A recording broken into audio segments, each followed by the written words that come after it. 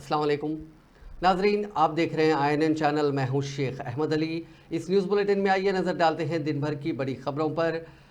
Disaster response and assets monitoring and protection authority यानी hydra ने हफ्ते को नामवर अदाकार नागार्जुना की मिल्कियत वाले एन कन्वेंशन सेंटर को मुनहदिम कर दिया है। हत्ता कि तेलंगाना हाईकोर्ट ने हुक्काम को इन्हदाम रोक देने का हुक्म दिया।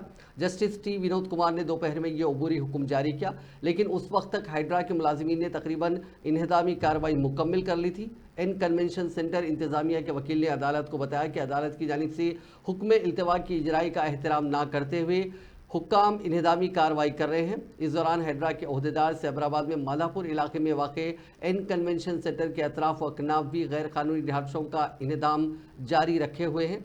सख्त तरीन पुलिस सिक्योरिटी के दरमियान सुबह में यह ऑपरेशन शुरू किया गया।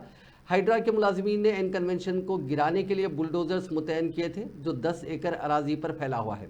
साबिक़ में ये इल्ज़ाम आयद किए गए थे कि यह कन्वेंशन सेंटर तुमिडी कुंटा झील के बफर जोन और फुल टैंक लेवल इलाके में तामीर किया गया है, जिसके बाद कई बरसों से इन इल्ज़ामात की तहकीकात हो रही थी। एन कन्वेंशन सेंटर मुबैना तौर पर FTL इलाके के 1 एकड़ 12 गुंटे और बफर जोन के हदूद में मजीद 2 एकड़ अराजी पर मुबैना कब्जा करते हुए तामीर किया गया है। इल्ज़ामात के बावजूद GHMC ने कन्वेंशन सेंटर के खिलाफ कोई कार्रवाई नहीं की थी।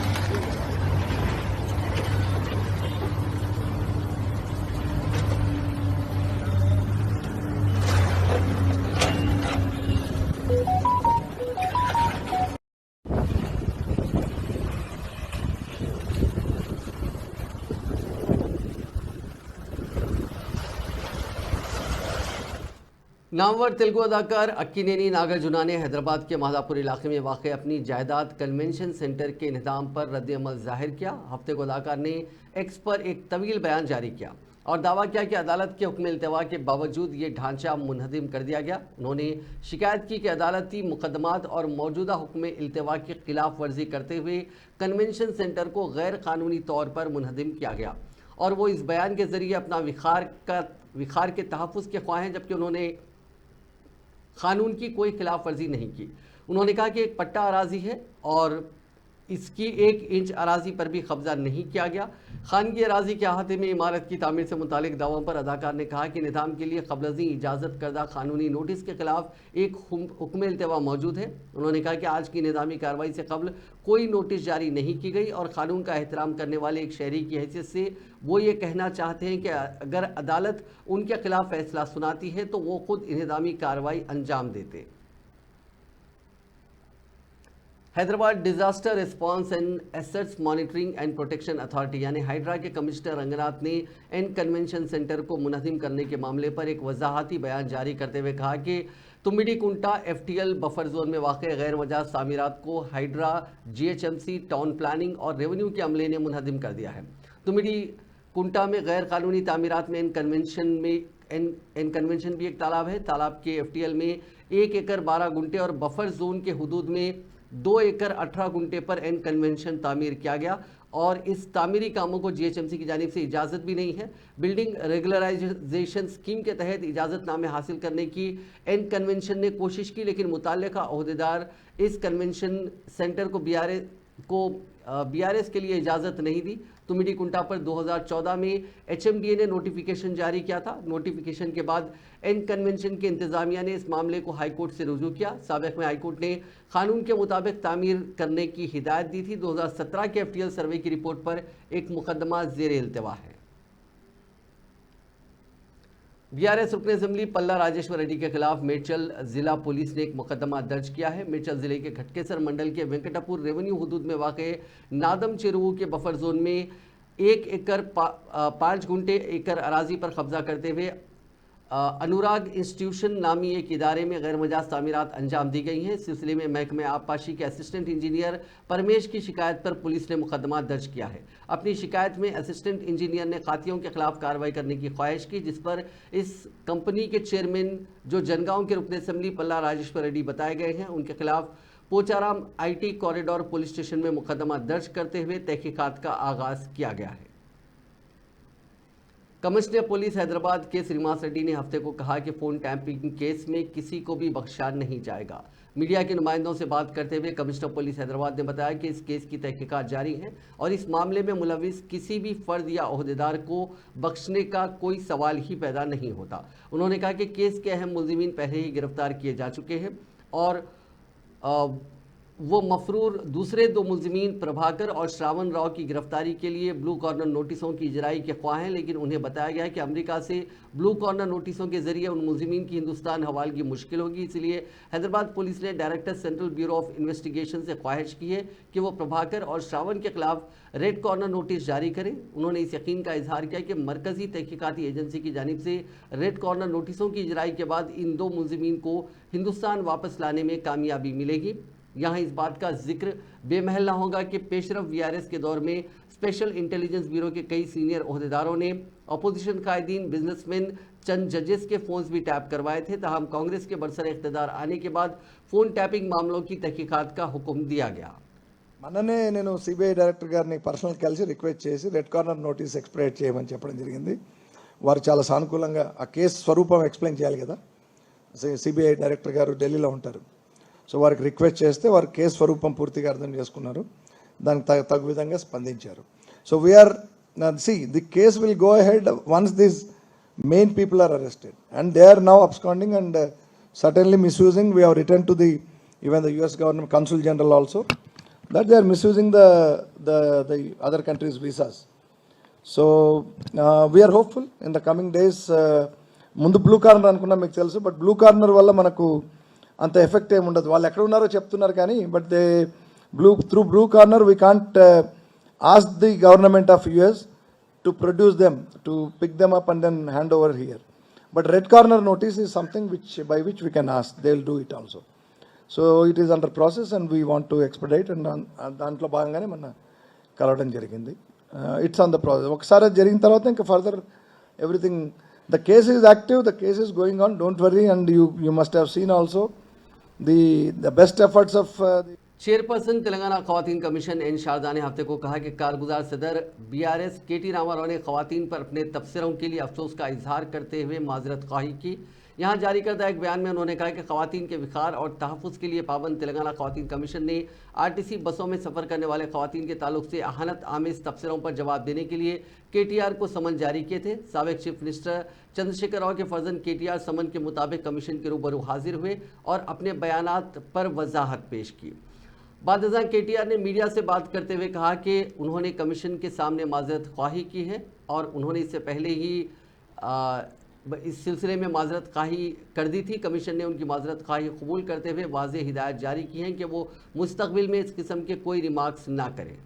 రాష్ట్ర మహిళా కమిషన్ ఇచ్చిన ఆదేశం మేరకు ఇవాళ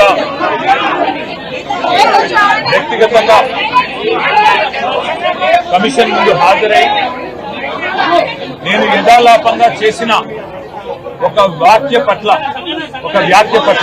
ఎవరికైనా మనస్తాపం కలిగించి ఉంటే ఇదివరకే నేను ఆ మాట మాట్లాడిన మరుక్షణమే యథాలాపంగా జరిగిన మాట పట్ల, దొర్లిన మాట పట్ల విచారం వ్యక్తం చేసిన అనే విషయాన్ని మహిళా కమిషన్ దృష్టికి తీసుకుని వచ్చినాను.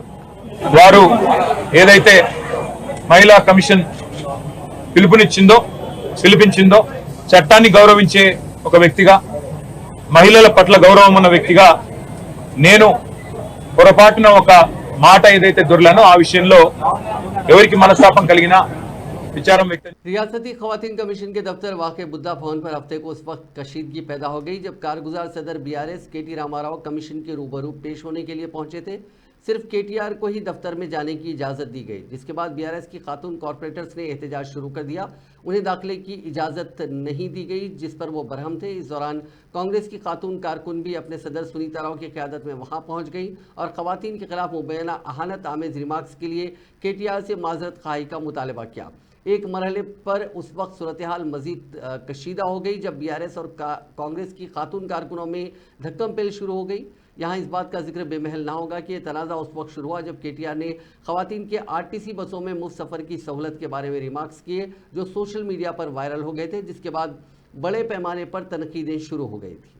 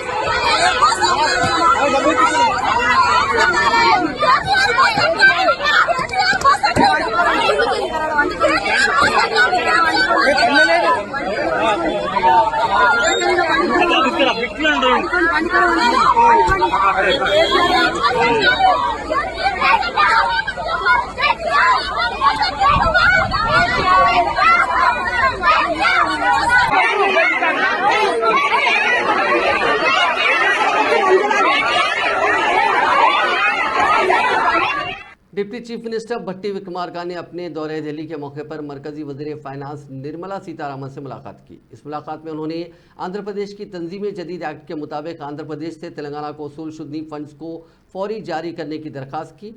बादजा मीडिया से बात करते हुए भट्टी विक्रमार्का ने कहा कि माली साल 2014-15 में मरकजी हुकूमत ने मरकज़ की मुख्तलिफ स्कीमा से मुतालिक फ़ंड्स को तेलंगाना के बजाय आंध्र प्रदेश हुकूमत के खाते में मुंतकिल कर दिया था, लेकिन आंध्र प्रदेश हुकूमत ने उस रकम को तेलंगाना को वापस नहीं किया। माली साल 2019-20 से लेकर अब तक रियासत के पसमानदा अजला की तरक्की के लिए मरकज़ ने फ़ंड्स जारी नहीं किए, जो हर साल जारी किए जाते थे। इन फंड्स को फौरी जारी करने की मरकजी वजीर से उन्होंने दरख्वास्त की। उन्होंने कहा कि निर्मला सीतारमन से मुलाकात के दौरान तेलंगाना हुकूमत की जानिब से 8 मुख्तलिफ उमूर को पेश करते हुए उनकी फौरी यकसुई की ख्वाहिश की गई है। तेलंगाना हुकूमत के मुशीर मोहम्मद अली शब्बीर ने आज एक जायज़ा इजलास मुनक़िद किया और कहा कि तेलंगाना हुकूमत अक़लियती बहबूद के लिए इक़दामात को हतमी शक्ल देने की तैयारी कर रही है। वज़ीर आला रेवंत रेड्डी की हिदायत के बाद तेलंगाना हुकूमत के मुशीर मोहम्मद अली शब्बीर ने हफ्ते को तेलंगाना सेक्रेटेरिएट में तमाम अक़लियती इदारों के चेयरपर्सन के साथ एक जायज़ा इजलास मुनक़िद किया। शुरा में तेलंगाना स्टेट वक्फ बोर्ड के चेयरमैन सैयद अजमतुल्लाह हुसैनी, उर्दू अकेडमी के चेयरमैन ताहिर बिन हमदान, तेलंगाना अक़लियती मालियती कॉरपोरेशन के chairman Ubaidullah Kotwal, Christian minority finance corporation के चेयरमैन दीपक जॉन, हुकूमत के स्पेशल सेक्रेटरी और कमिश्नर अक़लियती बहबूद तफसीर इकबाल और दीगर शामिल थे। सीनियर हुक्काम ने मुख्तलिफ उमूर पर बातचीत की। बादशाह मीडिया को ब्रीफिंग देते हुए मोहम्मद अली शब्बीर ने बताया कि मुलाकात के दौरान कई अहम उमूर पर तबादला ख्याल किया गया। इनमें साल 2024-25 के लिए मुख्तलिफ महकमों के लिए बजट मख्तस करने को लेकर बातचीत की गई। असम्बली इंतखाबात के दौरान कांग्रेस पार्टी की तरफ से ऐलान करदा माइनॉरिटी डिक्लेरेशन में किए गए वादों को अमली जामा पहनाने पर भी तफसीली बातचीत की गई। मोहम्मद अली शब्बीर ने बताया कि इस महीने की 27 तारीख को वज़ीर आला रेवंत रेड्डी अक़लियती बहबूद पर एक जायज़ा इजलास मुनक़िद कर सकते हैं। उस इजलास में आज की मीटिंग की रुदाद और तजावीज़ात सबमिट की जाएंगी।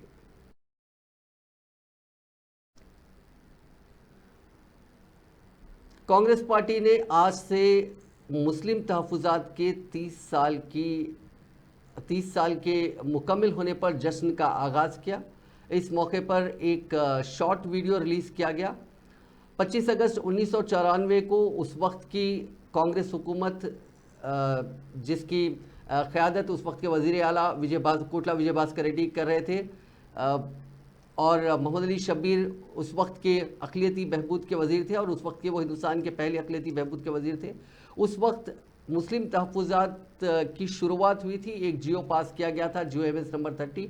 उस जियो को पास हुए 30 साल मुकम्मिल हो चुके हैं और कांग्रेस पार्टी ने आज से इसका जश्न मनाना शुरू कर दिया है। गांधी भवन में एक प्रेस कॉन्फ्रेंस से खिताब करते हुए तेलंगाना प्रदेश कांग्रेस कमेटी के तर्जुमान सैयद निज़ामुद्दीन, हैदराबाद DCC के सदर मोहम्मद वलीउल्लाह समीर, TPCC सेक्रेटरी मोहम्मद जावेद और सीनियर लीडर मतीन शरीफ ने ऐलान किया कि 25 अगस्त से शुरू होने वाली तकरीबात में अवाम में बेदारी पैदा की जाएगी और जश्न का ये सिलसिला अगले 1 साल तक जारी रहेगा, जिसमें मुख्तलिफ प्रोग्राम्स मुनक्किद किए जाएंगे। बिस्मिल्लाहिर्रहमानिर्रहीम। 30 साला मुस्लिम रिजर्वेशन की शुरुआत संडे 25 अगस्त 2024 को ईयर लॉन्ग सेलिब्रेशन की शुरुआत का आगाज़ किया गया है। सोशल मीडिया पे हम ऑलरेडी इसके वीडियोस जारी कर चुके हैं और तेलंगाना के अंदर और आंध्र प्रदेश के अंदर डिफरेंट इवेंट्स भी जो है इसको लेकर हम करते आ रहे हैं।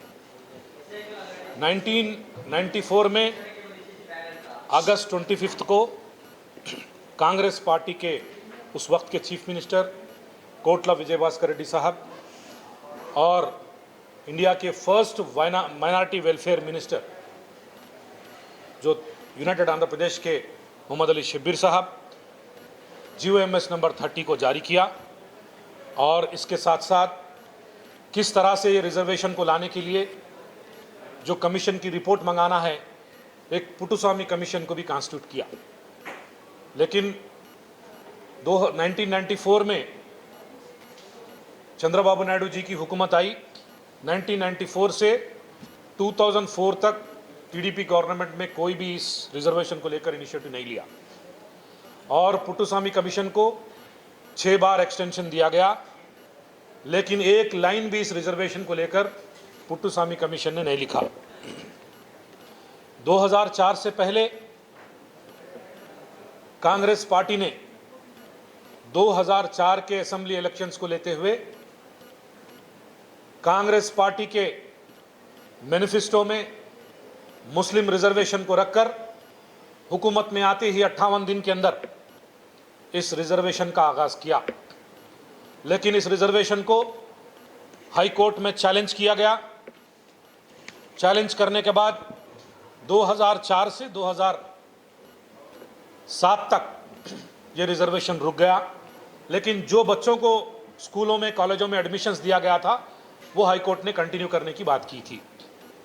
इसके अलावा 2007 में हाई कोर्ट के डायरेक्शन के मुताबिक 5% रिजर्वेशन को 4% रिजर्वेशन कर दिया गया, क्योंकि वो 50% कैप इंक्रीज हो रहा था। उसकी वजह से 18 साल के अंदर तकरीबन 20 से 25 लाख लड़के और लड़कियां डॉक्टर्स बने, इंजीनियर्स बने, कई प्रोफेशनल डिग्रीज लिए, हिंदुस्तान ही नहीं बल्कि पूरे वर्ल्ड में बड़े बड़े पोजीशंस पे आज जो है हमारे लड़के और लड़कियां जो है रिजर्वेशन। जितने मुसलमानों को इस सोशल मीडिया के ज़रिए रिजर्वेशन के ज़रिए फ़ायदा हुआ है, हम उन तमाम लोगों के वीडियोस, उनके सक्सेस स्टोरीज़ सोशल मीडिया के ज़रिए हम आवाम तक लाना शुरू करेंगे। इसके साथ पिछले प्रेस मीट में मैंने अपना व्हाट्सएप नंबर दिया था और लोगों से अपील की थी कि जिन जिन लोगों को मुस्लिम रिजर्वेशन से फ़ायदा हुआ है वो तमाम लोग अपने 2 मिनट अपने तफसीलात 2 मिनट का वीडियो बनाकर और अपने सक्सेस स्टोरीज़ के डिटेल्स हमें व्हाट्सएप कीजिए। तो काफ़ी